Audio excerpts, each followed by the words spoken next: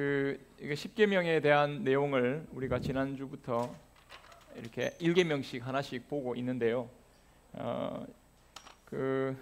십계명에 있어서 참 중요한 것은 이게 어떤 우리에게 뭔가를 의무를 부과하고 이렇게 살아야 돼, 너 안 살면 안 돼, 이렇게 의무만을 부과하는 그런 법률 조항처럼 이렇게 이 계명을 대하면 안 된다. 이 계명 자체가 이미 하나님의 구원의 사랑을 전제하고 있기 때문에, 하나님의 구원의 사랑이 너와 이렇게 임하였기 때문에 이 사랑 절대 빼앗기지 말고 이 사랑을 너희들이 정말 제대로 누릴 수 있는 그런 삶을 살아가라는 거죠. 우리가 뭘 받아놓고도 제대로 그걸 누릴 수 없는 그런 안타까운 삶이 되어서는 안 되겠다. 그러니까 이 십계명이라는 것은 우리에게 주어진 의무, 이렇게만 의무감에만 붙잡힌다면 이건 지킬 수 있는 계명도 아니고요, 하나님이 원래부터 우리에게 주시고자 했던 계명의 의도를 완전히 놓쳐버리는 꼴이 되겠죠. 그래서 하나님은 처음부터, 십계명의 처음부터 나는 너를 애굽 땅 종되었던 곳에서부터 너를 인도하여낸 내 하나님 여호와다, 이걸 딱 못 박아놓고 시작합니다. 내가 너를 애굽 땅 종되었던 집에서 인도하여 냈으니까 종처럼 살지 말아라. 내가 너를 자유인으로 건져냈으니까 너희가 이제는 더 이상 미워하거나 남들 것 빼앗거나 남들에게 탐욕을 부리거나 해하거나 그렇게 하며 살 필요가 없도록 내가 너희를 건져내지 않았느냐. 그렇게 살지 말고 오히려 하나님의 내가 펼쳐놓은 이 사랑의 세계, 자유의 세계에서 너희들이 그러한 사랑과 자유를 온전히 누리며 내 백성답게, 내 자녀답게 이 땅을 그렇게 살아가 하나님의 나라를 이루어가라 하면서 하나님 나라의 어떤 전문, 이렇게 우리나라가 이렇게 시작되었다. 그러니까 이 백성으로 이렇게 살자. 우리나라에 보면은 우리나라는 민주자유 헌법 제1조 1항 이렇게 나오죠. 전문에 뭐라고 시작됩니까? 뭐라고 시작되는데 그 보면 그런 것처럼 우리 하나님 나라의 시작의 전문을 딱 어디에 밝혀두느냐. 나는 너를 애굽 땅 종되었던 집에서 인도해야 됐다. 우리가 하나님 앞에서 이 땅을 살아가는 이유는, 살아가는 삶의 이유, 삶의 근거, 그걸 우리는 십계명에서 찾게 되는 것이죠. 그래서 주님은 이렇게 말씀하실 수 있습니다. 너는 나 외에 다른 신들을 내게 두지 말라. 왜 그렇게 말씀할 수 있습니까? 주님이 그렇게 우리를 구원하시면서 사랑하시면서 나는 세상에 너밖에 없는 것처럼 너를 사랑하고 있다고 하시면서 나는 오직 너를 그렇게 사랑해서 내 아들의 피값으로 너를 샀는데, 하나님 이렇게 말씀하실 수 있죠, 그죠? 맞습니까? 나 외에 다른 신들을 내게 있게 하지 말라. 이런 말은요, 구원하시는 하나님만이 하실 수 있는 거죠. 그리고 이 하나님에 대해서 그렇습니다. 하나님, 오직 나를 구원하신 하나님, 나를 자기 아들을 내어주시기까지 내 죄를 용서하시고 나를 사랑하시는 하나님, 사랑합니다 하면서 오직 예수로 사랑의 응답을 하는 게, 이것도 우리만이 할 수 있는 사랑의 고백이라 그랬죠. 오늘 저는 이 오전 예배 설교가 1계명에 대한 우리의 울림이다, 반향이다, 저는 그렇게 생각이 듭니다. 그래서 여러분들이 계명을 하나씩 대할 때, 우리가 주일마다 이 계명을 이렇게 생각할 때 여러분들이 이것을 의무감이나 다른 인간적인 어떤 세상의 법적인 용어로 생각하지 말고 참된 하나님의 사랑의 말씀으로, 자유하게 하시는 말씀으로 이해하면서 말씀을 보았으면 좋겠습니다. 자, 오늘 말씀의 내용은 여러분들이 아마 받은 것처럼 출애굽기 34장의 내용 말씀을 가지고 여러분들에게 이미 프린트 나드렸죠, 그죠? 예, 여기 2계명에 대한 내용을 가지고 하도록 하겠습니다. 이 계명은 여러분들이 잘 알다시피 어떤 형상도 만들지 말라 하시는 이 내용으로 연결이 되어 있는데요. 이 계명의 내용을 여러분 한번 보면 좋겠다 싶습니다. 출애굽기 20장이죠. 네. 출애굽기 20장 4절, 5절, 6절 이렇게 되어 있는데 오늘 성경 읽은 거하고 조금 오늘 성경은 제가 앞에 설명하기 위해서 성경을 좀 읽었고요. 원래 계명은 출애굽기 20장 4절, 5절, 6절 우리 같이 한번 한 목소리로 이 계명을 한번 읽어보겠습니다. 시작. 너를 위하여 새긴 우상을 만들지 말고 또 위로 하늘에 있는 것이나 아래로 땅에 있는 것이나 땅 아래 물속에 있는 것에 어떤 형상도 만들지 말며 그것들을 섬기지 말며 나 내 하나님 여호와는 질투하는 하나님인즉 나를 미워하는 자의 죄를 갚되 아버지로부터 아들에게로 3, 4대까지 이르게 하거니와 나를 사랑하고 내 계명을 지키는 자에게는 1000대까지 은혜를 베푸느니라. 아멘. 네, 여기 이 내용을 보기 전에 하나님께서 왜 이 계명을 말씀하셨나? 우상에 대한 말씀을 하셨습니다. 우상. 자, 이게 우상을 섬기지 말라 그랬죠, 그죠? 우상을 다시 말하려면은 하나님을 보이는 형상으로 만들어서 섬기지 말라 그랬습니다. 자, 이 보이는 형상이죠. 아이콘이라고 하는데 이 보이는 형상으로 만들지 말라라는 이 계명을 왜 주셨냐? 간단하게 오늘 핵심 내용은 이겁니다.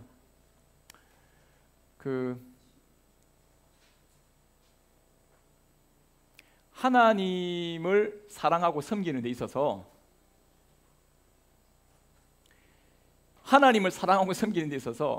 하나님께서 어떤 분인지 하나님의 세계 속에서 그러니까 내 오해와 하나님을 사랑하고 하나님의 은혜를 누리는 데 있어서 우리들이 개인적으로 가지고 있는 어떤 개인적인 견해와 오해와 생각 속에 갇혀 있으면 하나님의 무한하신 은혜와 사랑에 대해서 이걸 제대로 받아들일 수 없겠죠. 무슨 말씀인지 알겠습니까? 내 개념으로는 이게 이해가 안 돼요. 그럼 못 받아들이죠. 딱 내 생각만 하는 거죠.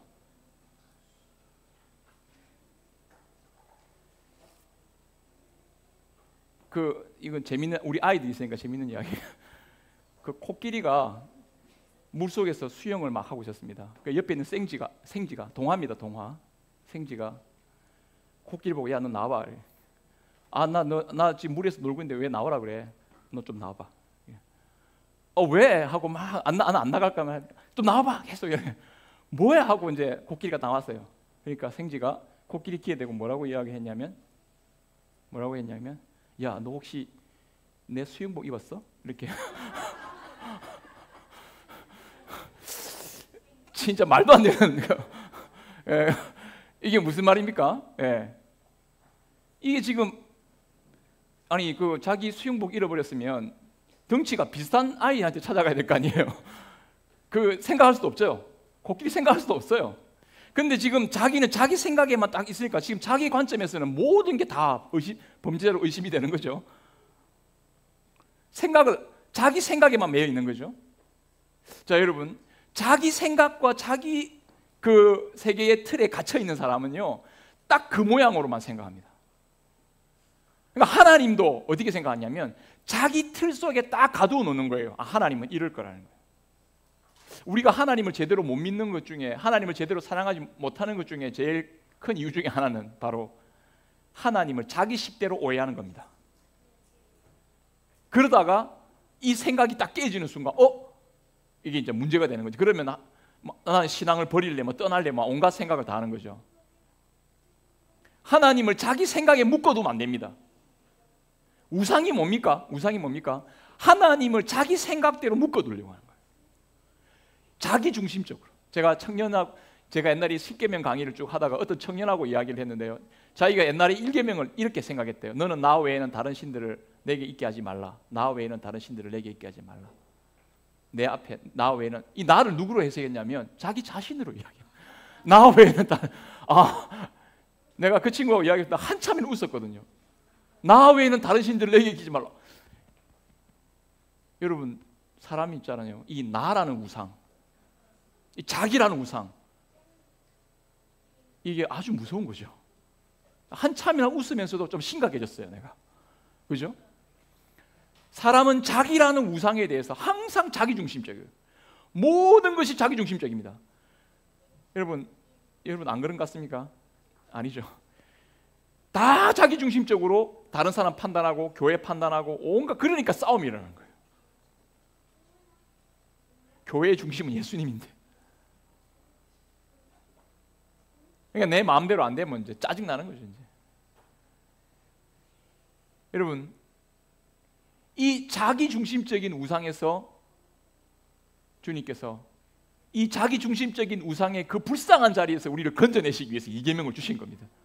제대로 하나님을 사랑하고 섬기는 자의 삶의 자리에는 이 자기 생각의 오해의 틀에 갇혀있는, 하나님마저 오해하고 하나님마저 자기중심적으로 오해하고 있는 이 틀에 갇혀있는 것에서 벗어나도록 저는 이 계명을 주셨다고 믿습니다. 이 계명을 그렇게 주신 거예요. 나 외에는 그 다른 신을 섬기지 말라 하시면서 하나님의 그 사랑을 우리에게 말씀하시면서 내 생각으로 하나님을 딱 가두어 놓으면 안 되는 거예요. 이 틀을 깨야 되는 겁니다. 사람이 왜 우상을 만들까요? 사람이 우상을 만드는 목적이 뭘까? 사람이 뭔가에 의지하려고 막 이렇게 우상? 예. 그죠? 옛날에 그 당산나무 아시죠? 우리 어린이 전혀 모르는 당산나무, 마을에 당산나무 있지 않습니까? 그 앞에 뭐 온갖 것 다 떼 있고 막 이렇게 막 진짜 거의 우리 마을을 지켜주는 수호신과 같은 당산나무. 예. 저희 집이 옛날에 당산나무 옆에 있었거든요. 그래가지고 제가 잘 압니다. 그래서 우리 어머니 뭐 이야기도 많이 들었고요. 사람은 왜 우상을 찾느냐? 무엇 때문일까요? 자, 아주 간단합니다. 뭡니까? 예, 불안하기 때문이죠. 오늘 우리가 읽은 말씀에 보면 모세가 시내산에서 하나님의 율법을 받으러 내려오기 전에 어떤 일이 벌어집니까? 모세가 눈에 안 보이니까, 자, 이게 중요합니다. 모세가 눈에 안 보이니까 어떤 일이 벌어집니까? 예, 금송아지 만들었습니다. 왜 금송아지를 만들었을까요? 불안인가요? 불안인가요? 이거 큰일 났다. 이거 지금 하나님을 대리하고 있는 지금 모세가 눈에 안 보인다. 그러니까 지금 하나님이 우리한테 이렇게 인도해놓고 갑자기 우리를 버리실 수도 있는 거 아니냐. 또 처음부터 사실 하나님이라는 게 있었을까? 또 이렇게 의심이 막 생기면서 그럼 모세가 갔는데 언제 내려오지? 내려온다고 약속한 것도 없고, 야, 이거 아닌갑다. 우리가 원래 애굽에서 봤던 황금신 아피온이라고 하는 그 금송아지, 그게 딱 생각난 거예요. 그게 원래 신이었는데 그 사람을 버려서 우리가 벌 받는 줄도 모르니까 그때로 돌아가자. 우리 애굽으로 돌아가자. 애굽에서 생겼던 그 신이 생각나가지고 똑같은 모양을 아론한테 만들어라 그래가지고요, 그 금송아지를 만든 겁니다. 기가 찰 노릇이죠. 하나님 입장에서 보면요, 기가 찰 노릇이죠. 이게 지금 자기를 구원하신 하나님에 대해서 전혀 생각에, 이게 율법이 주어지고 난 다음에 있었던 이야기죠. 율법이 이제 바다로 갔다고 내려오는 이야기죠. 시내산에서 하나님이 다 모아놓고 말씀하시고 난 다음에 이 사건, 이 말이 안 되는 사건 아닙니까?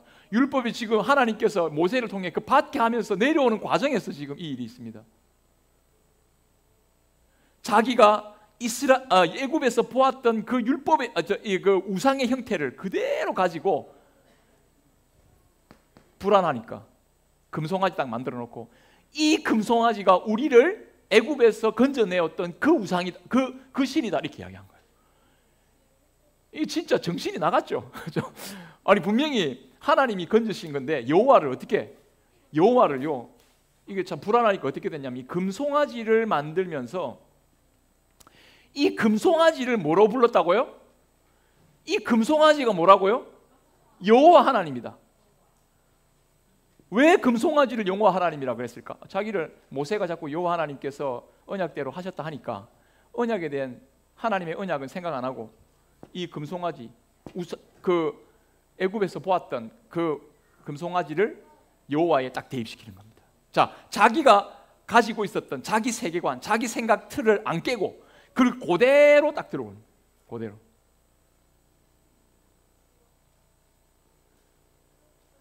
절에 보살로 계시다가 회심하셔가지고 교회로 오시면 목사님 만나봐서 그래 뭐 목사님 오늘 말씀 감사합니다 이렇게 이제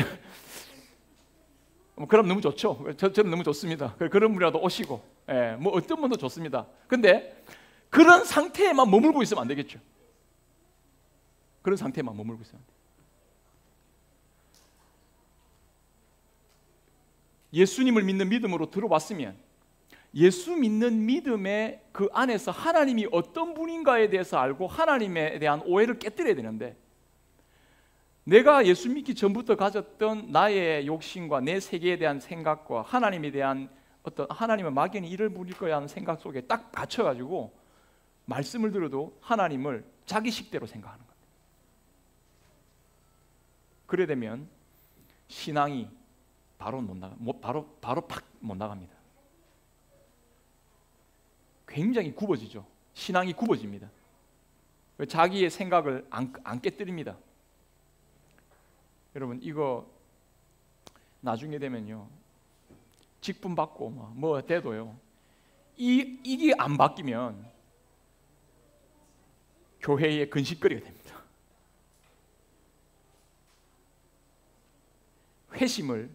회개의 삶을 제대로 하면서 계속적인 회개의 삶이 우리 가운데 있어야 됩니다. 그게 뭡니까? 우리의 불안감에서 나오는 세상의 어떤 우상의 틀 앞에 하나님을 갖다 대가지고 거기에 맞춰서 그렇게 섬기는 그런 어리석은 자리에 빠져 들어가서는 결단코 안 된다 하는 것을 우리는 잊지 말아야 되겠습니다. 불안하면 사람은 집착합니다. 집착하면 어떤 형세가 일어납니까? 중독 현상이 일어나고요. 중독 현상이 일어난다는 것은 거기에 매이는 겁니다. 하나님은 우리가 하나님 이외에 다른 어떤 것에 매이는 우리가 하나님께 붙들린 거죠. 하나님의 사랑에 붙들린 것 이외에 다른 것에 매이는 것에 대해서 그것은 진정한 삶이 아니다. 여러분 죄는 중독 현상이거든요. 우리는 이 불안감을 해소하는 가운데 예전에 우리가 가졌던 죄에 매여 있었던 하나님에 대한 오해에서부터 우리는 벗어나야 됩니다. 이것을 여러분들이 꼭 기억해야 되고요. 그래서 하나님은 이 계명을 통해서 우리에게 이렇게 말씀합니다. 자, 이 계명이 아주 특이한 계명인데요. 우상을 섬기지 말라, 만들지 말라. 하나님을 눈에 보이는 대로 우상을 만들어 놓고 하나님이라 말하지 말라 하고 난 다음에 아까 특별한 말씀을 하십니다. 그게 뭡니까? 하나님이 자기를 누구라고 표현합니까? 이 계명에서 내가 어떤 하나님이라고 말합니까? 거기에 절하지 말라, 섬기지 말라 하고 난 다음에 나는 어떤 하나님이라? 이게 중요합니다. 자, 질투하는 하나님이다. 이 말은 오해의 소지가 있는 말씀이긴 한데, 자, 이것도 여러분들이 잘 이해해야 됩니다. 하나님이 질투하는 하나님입니다. 자, 이 질투하는 감정을 잘 이해해야 됩니다. 우리 자매 성도들은 이제 질투심에 굉장히 또 쉽게 사로잡힐 수 있는 마음이 있고요. 남자들도 경쟁심이 심하기 때문에 이기적인 이기심이나 질투의 감정은 여자들만큼 못지 않습니다. 사실 안 드러내서 그렇지. 남자는 자존심이라는 이름을 가지고 이렇게 막 나가지만요, 여자들은 질투심이라는 마음으로 이렇게 딱 나타나잖아요. 똑같습니다. 사실은 똑같은데요. 그런데 하나님이 질투하는 것은요, 우리가 질투하는 것 틀립니다. 우리는 다른 사람에 대한 보복심리로 질투심이 나타납니다. 보복심리로. 근데 하나님은 이 질투심이 어떤 질투심이냐? 이렇게 말씀하시죠. 나를 미워하는 자의 죄를 갚되 3, 4대까지 이루고 나를 사랑하는 자는 몇 대까지 은혜를 주신다고요? 1000대까지. 이게 중요합니다. 하나님은 이 질투의 감정으로 자기 백성을 절대 잃어버리지 않겠다. 이 사랑의 질투죠. 나는 내 백성을, 내 사람을 잃어버리지 않는다. 난 절대 빼앗기지 않는다 하는 하나님의 자기 어떤 선언이라고 할까요? 자, 이걸 딱 이 말씀을 깨달으면요, 이 불안의 감정에서 벗어날 수 있습니다. 내가 우상을 만들려고 하나님이 왜 이 말씀을 하시냐면 이 불안을, 우상을 만들게 만드는 우리의 이 불안감을 하나님이 일소시켜주는 중요한 말씀이에요. 이게 뭡니까? 나 너 절대 누구에게 안 뺏겨. 여러분, 누가 이렇게 사귀다가 결혼을 딱 하잖아요. 그 사람이 그 자매한테, 그 자매가 이 사람이 내가 결혼할랑 안 할란가 막 불안해하고 막 내 사랑에 대해서 막 이런저런 이야기 하려고 하는데 남자가 딱 이렇게 이야기하죠. 나 당신 누구한테도 안 뺏길 거야. 염려하지 마. 내가 당신을 끝까지 책임진다. 함께 가자. 이 말 들으면요, 완전히 마음에 그 불안감, 내 마음을 걱정하게 안 된 거. 물론 이게 너무 오버페이스 나와가지고요. 이게 좀 그 결혼하려고 온갖 말을 막 지어내는 남자들이 있긴 한데, 그런데 그 말에 진정성이 있고 또 그렇게 할 수 있는 능력이 그 사람에게 딱 있다고 믿어지면 그 사람 하는 말에 마음의 안정감을 갖고요, 불안감이 딱 사라지죠. 그러면 어떻게 됩니까? 신뢰가 되니까요, 그가 함께하면서 이루어가는 삶에 대해서 확신을 가지게 됩니다. 그리고 삶의 길을 걸어가는 거죠. 누구와 함께 가는 거죠. 그와 함께 가면서 내 삶의 새로운 차원이 열립니다. 맞습니까? 여러분, 정말 이런 사람과 함께 나를 책임져주고 나와 함께하는 것에 대해서 이렇게 확신을 주는 사람과 내가 함께한다고, 내가 무슨 일을 해도 내가 겁나지 않는다.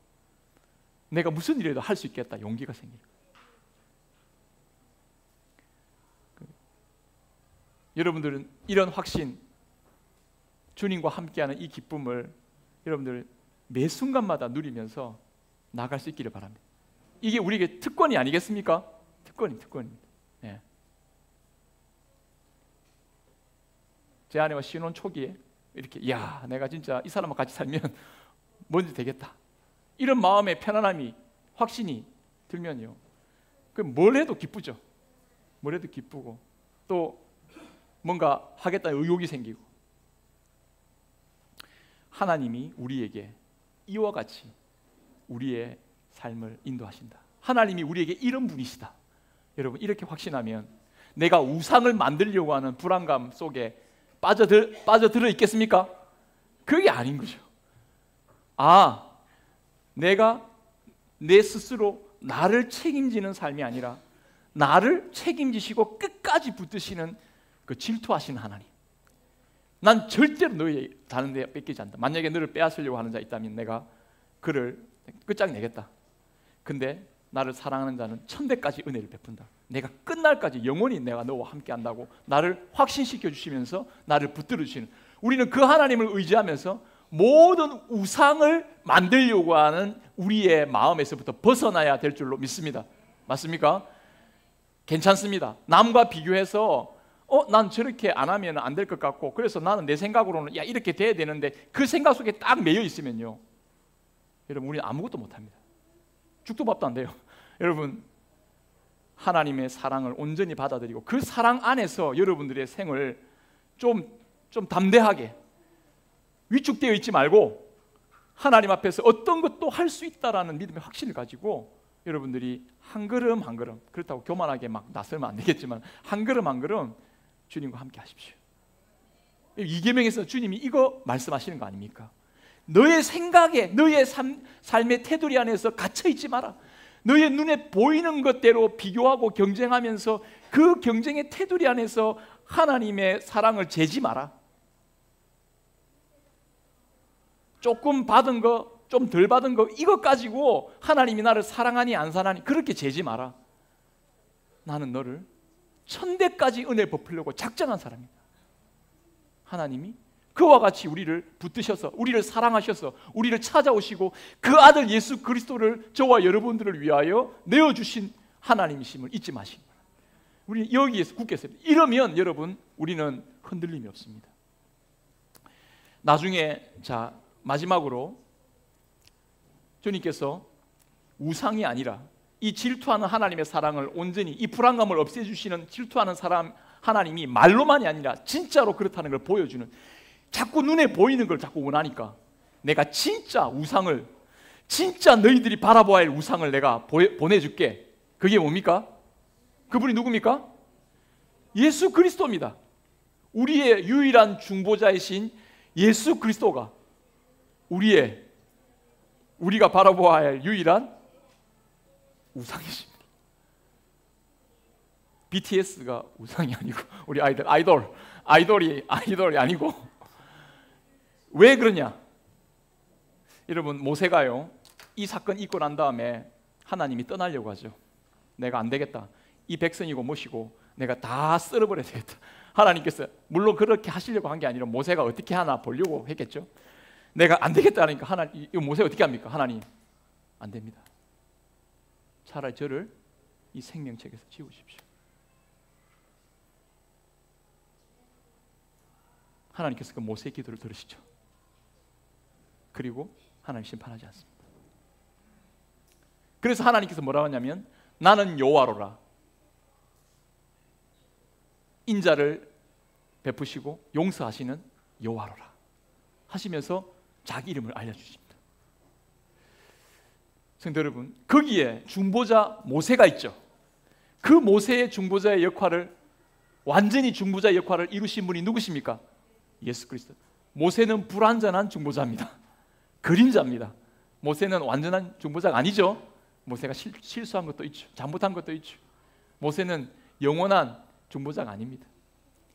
근데 한 분 예수 그리스도를 통해서, 그는 보이지 않는 하나님의 형상으로 우리가 이 땅에 오신 하나님의 아들이십니다. 보이지 않는 하나님의 형상, 골로새서 1장 5절, 보이지 않는 하나님의 형상으로 예수 그리스도께서 오셨습니다.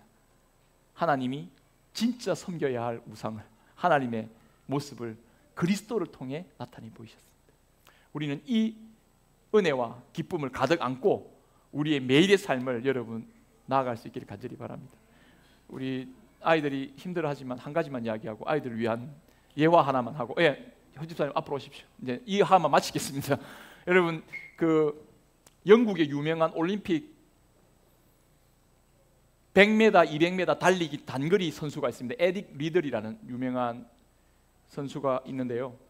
이 사람의 영화가 있습니다. 불의 전차라는 영화. 혹시 보신 적 있습니까? 한번 여러분 이렇게 인터넷에 막 떠도는 불의 전차라는 영화가 있습니다. 그 불의 전차의 주인공이 에릭 리들이라는 영국이 나온 엄청난 단거리 스포츠 선수입니다. 근데 이 사람은요, 너무 믿음이 딱 좋아가지고요, 주일날에는 뛰지 않습니다. 유명한 거죠. 주일날에는 안 뛰어요.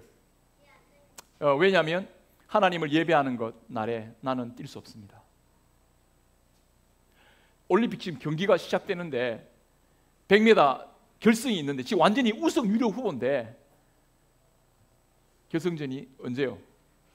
주일날 있으니까 저는 주일에는 하나님을 예배하지 뛰지 않습니다. 100m 포기했습니다. 신문에서 난리가 났죠. 이 사람은 극단적인 이상한 사람이다. 이 사람은 지금 좀 그래 막 이 나라를 위해서 이게 할 소리냐, 온갖 소리를 다 했어요. 근데 저는 뛰지 않습니다. 그 사람이 그 다음 날 있었던 생각지도 않았던 200m에 출전합니다. 어떻게 됐을까요? 금메달 딴 거죠. 여러분, 에릭 리들이 자기 여동생에게 이런 이야기를 합니다. 올림픽 출전 자격증을 따기 전에 예선전을 치르잖아요. 그 자기와 굉장히 예선전에 치열한 아브람스라는 자기 동료가 있었습니다. 이 친구는 이름에 걸맞게 유대인이었습니다. 근데 이 유대인은 굉장히 자기 중심적인 사람이었어요. 자기 욕심과 자기 성공에 완전히 마음이 빼앗기는 사람이었습니다. 그래서 그 친구는 어떻게 해서든지 이 에릭 리더를 이겨서 어떻게 해서든지 자기가 나가야 된다 생각을, 집착을 한 거죠. 그러니까 달리기가 별 기쁨은 안 되겠고 어쨌든 해야 된다 생각했어. 근데 에릭 리더는 자기 여동생에게 이렇게 이야기합니다. 자기 여동생에게, 나는 뛰는 게 너무 기쁘다. 나는 내가 뛸 때 하나님이 너무 기뻐하신다. 이렇게 이야기했어요. 내가 뛸 때 하나님이 기뻐한다? 여러분, 이게 좀 이해가 됩니까? 여러분, 우리가 우리 일에 최선을 다하고 하나님이 나에게 주신 생명으로 나에게 어떤 일을 특별하게 재능을 주시고 일하게 하시는 그 일에 최선을 다할 때 하나님은 그것을 가장 기뻐하실 줄 믿습니다. 여러분, 이 기쁨을 딱 안다면요, 내가 하는 일에 소명감과 기쁨이 넘치지 않겠습니까? 그래서 에릭 리더는요, 뛰는 게 너무 기쁜 거예요. 하나님의 영광을 위하는 거, 하나님이 너무 기쁜 거예요. 이 마음, 저는 이 마음이 바로 우상에서 벗어나는 마음이고, 바로 이 마음이 우리의 삶을 어디에 메인 인생이 아니라 진정한 자유와 사랑으로 하나님이 기뻐하시는 세계를 열어가는 그러한 삶이 된다고 믿습니다. 나중에 에릭 리더는요, 중국에 선교사로 갑니다. 그래서 결국 물론 선교사에서 마지막 그 선교사로 순교를 하는데, 이 선교적인 삶을 살아가는 가운데서도 이 에릭 리더의 삶은요, 많은 사람들에게 감동을 주고 복음의 역사를 이루어내게 됩니다.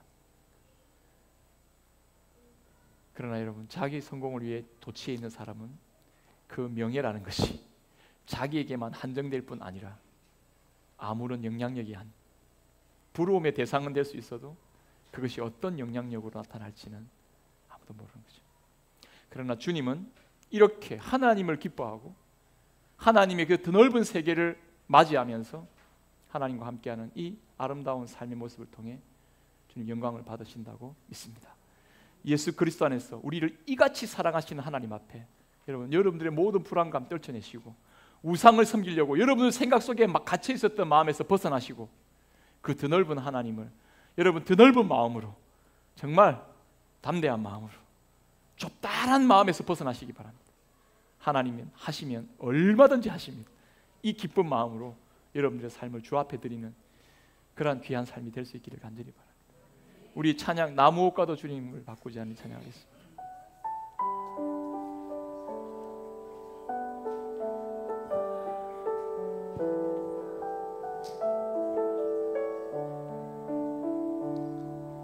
나 무엇과도 주님을 바꾸지 않으리, 다른 어떤 은혜 구하지 않으리, 오직 주님만이 내 삶의 도움이시니 주의 얼굴 보기 원합니다. 주님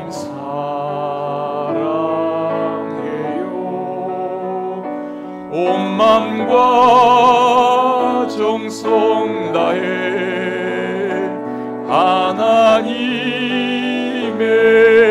신실한 친구 되기 원합니다. 기도하겠습니다. 하나님 아버지, 우리를 이와 같이 이 죄인을